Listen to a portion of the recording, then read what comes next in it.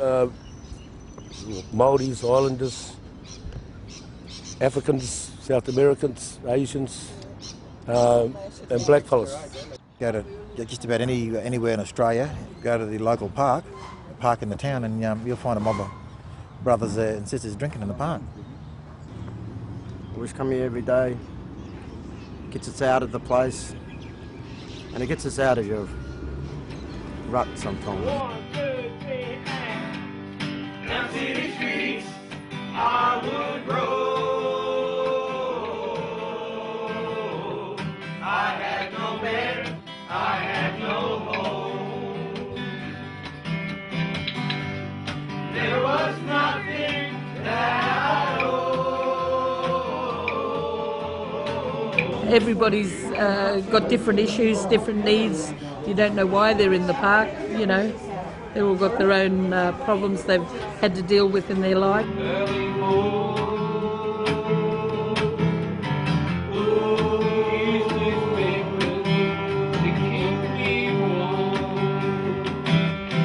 When we come into cities like this and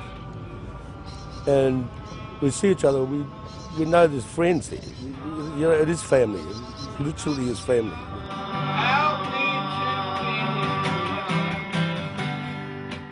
City streets, I would roll. I had no bed, I had no home. A lot of the people in the parks weren't from Victoria. Not to say that there wasn't, but the majority of the people in the parks were from Western Australia, South Australia, Queensland, New South Wales, country Victoria. And I guess you have that bond. If you're looking for someone in the big city and you don't know how to get around or how to get to that person, you come to the park. And you're away from home and you've got that family knit at home, connection, bond at home that you miss. But you can regain it here as a family here because everyone's in the same boat. It's quite unique because you become this family.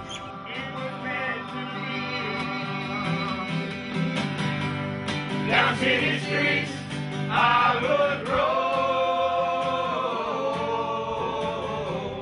I had no bed, I had no home.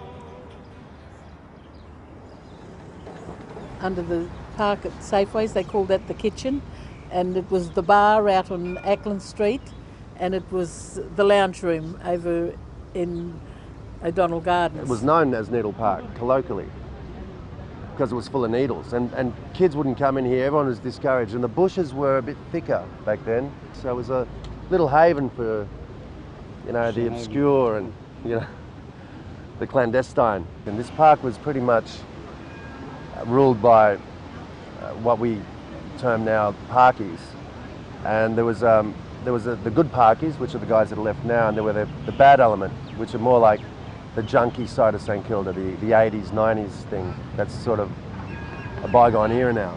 I brought them all from there, from old parky from Fitzroy Street, since they demolished the tour at 2:30 in the morning. To make it nice, for the first Grand Prix we ever had in Albert Park. Well, yes, 2:30, because they knew they had to pull it down that time, because they would have had Buckley's open. They would have went there after 10, because we would have been all there. Yeah, the streeties used to call it the Spanish Mission. They used to have a bus stop there as well. There used to be a bus stop and a toilet there and a tree in the middle, and we used to charge there. And many years ago, the prostitutes, the male and female prostitutes, used to sell themselves on the bus stop. And the brothers and sisters, we used to drink during the day there, you know. And then the council come along and pull down the dunny and, you know, it stuffed everything up. And we used to all camp down there, and Katani Park just across the road there. Yeah. We used to all hang out there, you know, and sleep there and start again. Back then you were always getting harassed by the police. Yeah, you'd find yourself occasionally locked up for being drunk. Those times was very hard because socializing and spending most of the time in the park, having nowhere to go.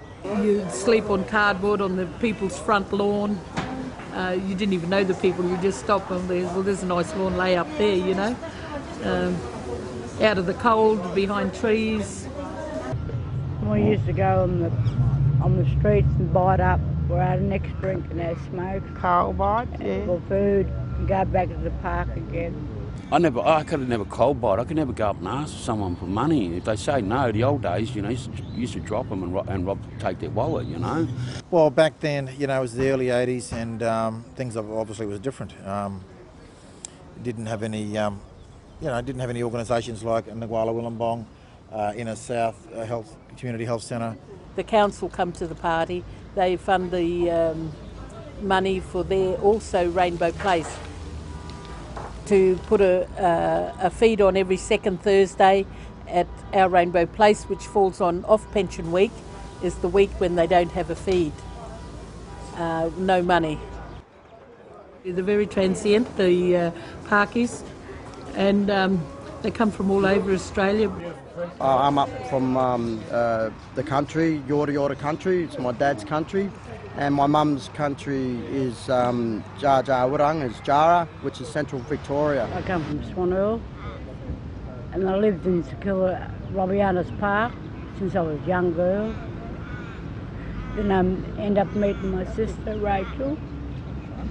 Yeah, I lived in the park all my life. Coming to Australia for the first time, it was very hard. I find myself in the park, sleeping in the park, and that's how I started to familiarizing with the parkies. My neighbor, you know, he was one of the parkies, so he introduced me, you know, to the people here at the park, and I felt, you know, very welcome, you know, like I was very lonely here, you know, I didn't have many friends, you know, so yeah, they took me in, you know, like one of them, you know, like share with each other. We all put in for our beers. We take care of each other's housing issues. When we all sit here, talk and meet and be free and be like family. And have respect with elders such as Auntie over here and calling her aunt. That I'm up here in this park. Not allowed to. I'm the boss. I'm the queen here. She's the queen I'm the princess. I met Auntie Myrtle when I was 17, when I was on the streets in Sydney. Her and two sisters, and we used to meet in a pub every day and drink. And then we'd go somewhere, we'd find somewhere to sleep at night, and then Myrtle had a unit, so I'd stay there on the couch. 20 years later here in Melbourne, and she was in the park here in Melbourne when I stopped off one night. With Aboriginal families, we just want to bring in everyone. We're, you know, big hearts and so caring for other people. People, they can be judgmental, you know. Maybe I was one of them, you know, before I came, you know. And see, when I came past, you know, you see them people drinking in the street, you know, or in the park, you know. So people, they'll be a little bit, you know, scared or whatever, you know. They judge them, you know. But you know, if you get to know them, you know, when you sit with them and, you know, have a chat with them, you know, get to know them, they're very nice people, you know. We're all not bad. We're all not alcoholics. You know, and it's society that judges. I'm not that alky junkie what people think I am. I'm not that murderer, crim what people think I am. I'm Alan. Some people in the community don't see, they see alcoholics as bums. They see junkies as junkies, you know. They don't even look at them. They judge them all the time. All right, I'm an alcoholic, I'm an addict. I was physically, sexually, emotionally abused from the age of 4. I don't know till when. Some people don't like it. They think, oh, you know, when they were around in Ackland Street in front of the shops, the proprietors there were worried because it was hurting their business, but ask them to move on. You know, sometimes you get a little bit of action there from the parkies, but they move on and they do the right thing. And they just sit around and talk, and it's quite a nice little community they've got happening. There's no violence, there's no aggression, and it's very pleasant. They come and use the toilets anytime, they don't cause any trouble. They actually protect our business from what they call the fly-ins. I think sometimes the people that come into St Kilda from other places bring a lot of trouble in, and you know, anything that's ever started is started by them. Still sweet. Yes. Well, that's all right, Mom. That's all right.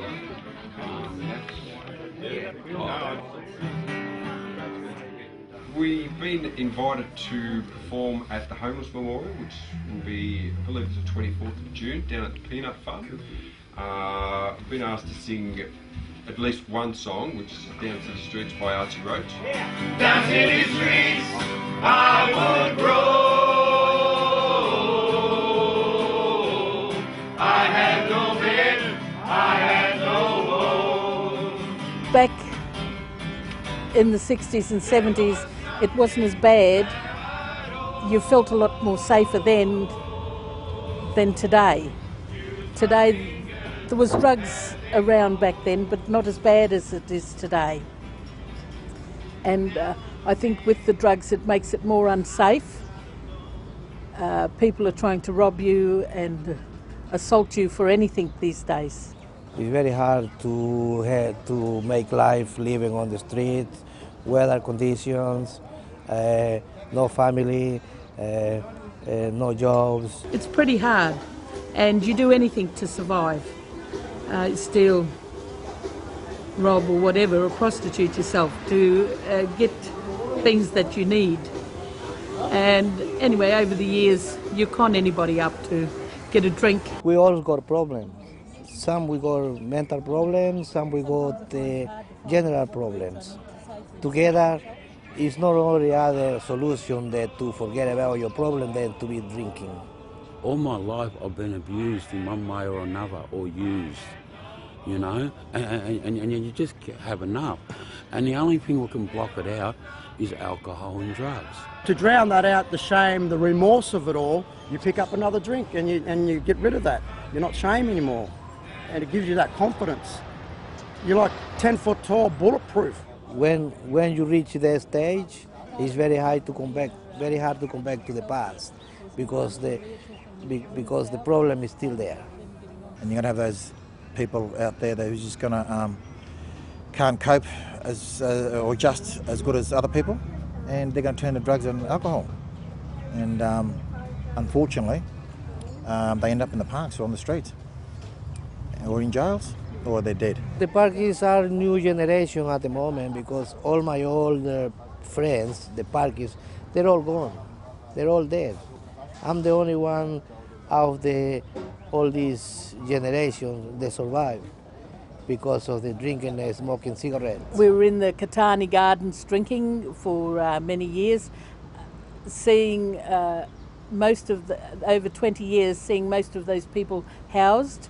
Those who aren't housed have died through the result of being homeless and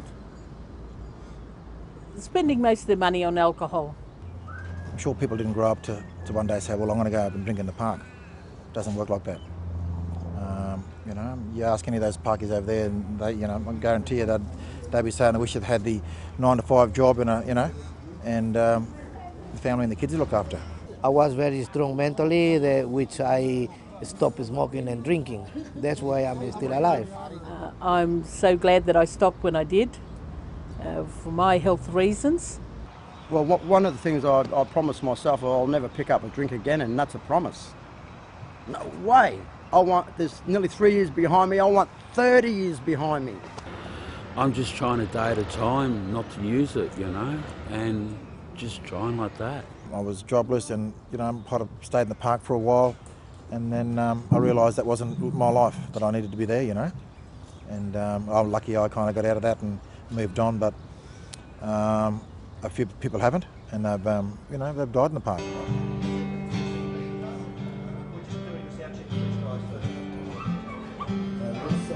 Today is Homeless Memorial Day. We come together and remember the fallen people who've lived on the streets. I want to place my candle for my brother, Skip, who passed away during the year. He wasn't homeless, but that was because of his accident, and he ended up with a place up the road here. And he took a lot of us in. I'm an elder in the community here now, and I have permission from the other elders of this land to do acknowledgements. We acknowledge the Bunurong and Wurundjeri clans of the Kulin Nation, who are the custodians of the land on which we gather, and pay my respects to the elders past and present. For many homeless people, death marks the end of a life which has been lived on the margins of society, and whose passing may go largely unobserved. The concept of a permanent memorial installation was born directly out of the requests from local homeless people to have a central monument that they could access 365 days a year. 1, 2, 3, down city streets I would roll. I had no bed, I had no home. I remember many people. I remember Uncle Boom Boom. I remember Auntie Alma. I remember friend Dallas. I remember all this one. Look, it's too many people to say, you know. It's very sad to bring them to the present, you know. Auntie Alma, Bindi was from Western Australia, Boom Boom.